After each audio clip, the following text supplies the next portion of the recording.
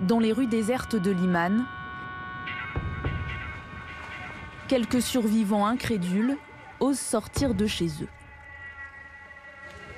Après pratiquement 6 mois d'occupation russe, ils découvrent une ville fantôme, totalement défigurée, dans laquelle nous emmène Vyatcheslav. Ce volontaire humanitaire a décidé d'aller à la rencontre de ses habitants meurtris, lorsque soudain, au-dessus de sa tête, le bruit des bombardements résonne encore.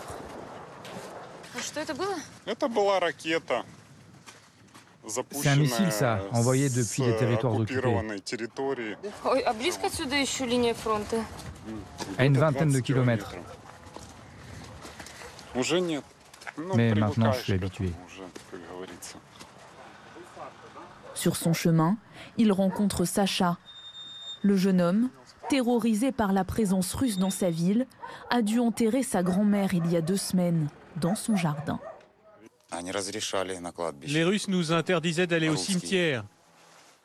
Ils avaient sûrement leur matériel militaire là-bas. Ils nous ont dit, vous enterrez vos morts dans vos potagers ou dans les cours.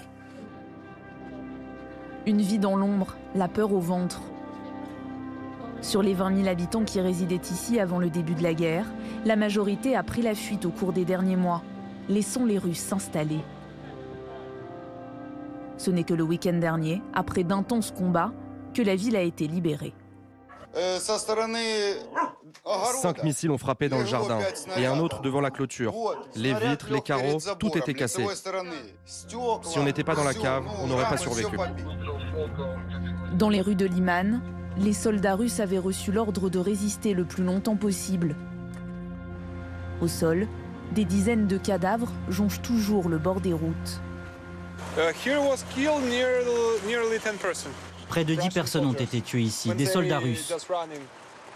Alors qu'ils fuyaient la contre-offensive des forces armées ukrainiennes, il y avait une colonne entière qui a été détruite, des véhicules calcinés.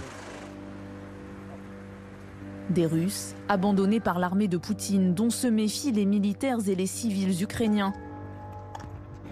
Car ces corps pourraient dissimuler des explosifs.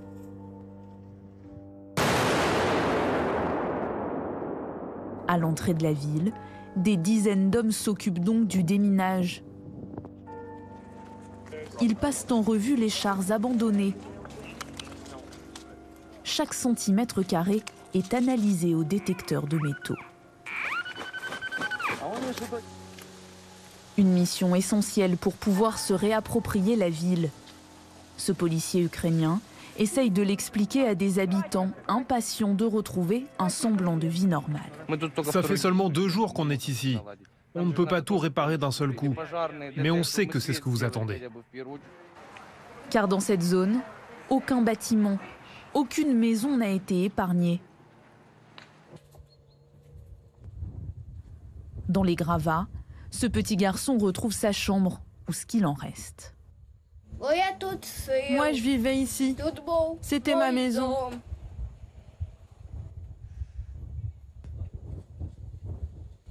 Aujourd'hui, ça ressemble presque plus à une maison. Parfois, seules les caves sont encore occupées. Natalia a vécu ici ces dernières semaines et aujourd'hui, malgré la libération de la ville, impensable pour elle d'envisager un avenir serein. Il n'y a plus de travail, plus de retraite, plus de salaire, plus rien. On n'a plus rien. Nos enfants n'ont pas de travail, pas d'argent. C'est une vie, ça? Je n'en peux plus. Pour les aider, l'aide humanitaire s'organise. Et chaque jour, les files d'attente pour y avoir recours s'allongent un peu plus. Des camions entiers approvisionnent les habitants de Liman en nourriture et en médicaments.